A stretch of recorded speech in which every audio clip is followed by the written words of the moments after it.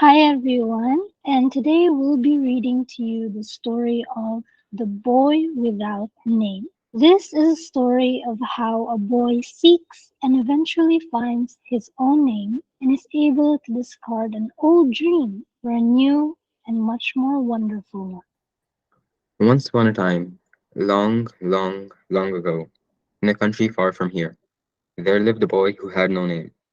It is very strange to have no name, and you might ask, why didn't he have a name? Well, it was like this.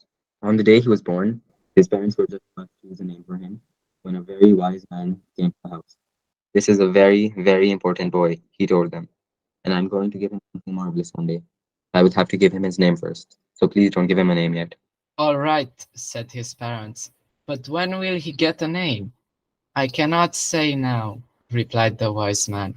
But remember, he's a very important boy and you must be careful not to give him a name. So the parents called him Benam, which means nameless in their language for that country, for he was a boy without a name. One day, Nameless went to see his friend who lived in the next house. Everybody has a name, and I would like to have one too. Do you have a name you can give me? He asked. John. The other boy said, I only have one name, and it's Anwar. That's my name, and I need it. If I give it to you, what will I do for you? What would I do for a name? Besides, what would you give me if I did give you a name? You haven't got anything. I've got a dream. I don't want that. I could give you that, said Nameless. But how can we find out how to get a name and how to pass on a dream from I know, said Nameless.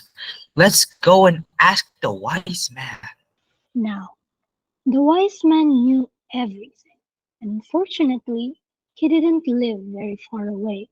So, Nameless and Anwar went to his house and they knocked on the door. As soon as he saw them, the wise man said, "Come in, Nameless and Anwar," even though he had never seen them before.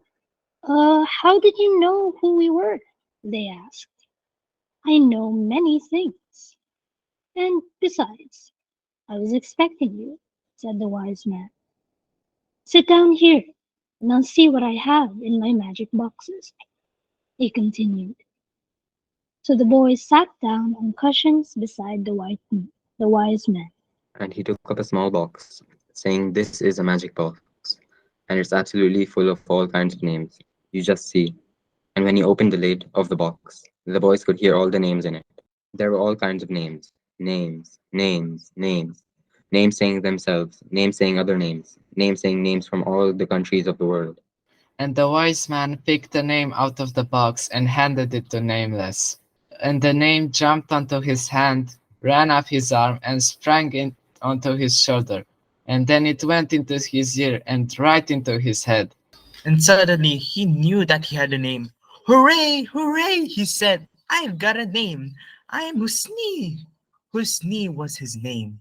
And Anwar cried out, but I want the dream that Husni promised me. Patience, my boy, said the wise man.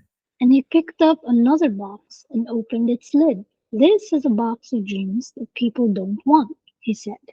"You just stroke your head to take the dream out of it, Husni, and then put the dream into this box." And Husni did so. And, sure enough, when he stroked his head, he found that the dream came into his hand. And when he put his hand down near the box, the dream popped into the box. Then the wise man took up another box, and he opened the lid, and said, This box is full of wonderful dreams. And the two boys could see all sorts of marvelous dreams inside. So many wonderful, wonderful dreams. I am going to give you one dream each, said the wise man. And then he asked them each to pick a dream. And they did. And the dreams, as soon as they caught hold of them, ran up their arms, onto their shoulders, into their ears, and right into their heads, just as Husni's name had done. And after that, forever and ever, Husni had a name, and the two boys, Husni and Anwar, always had wonderful dreams. The end.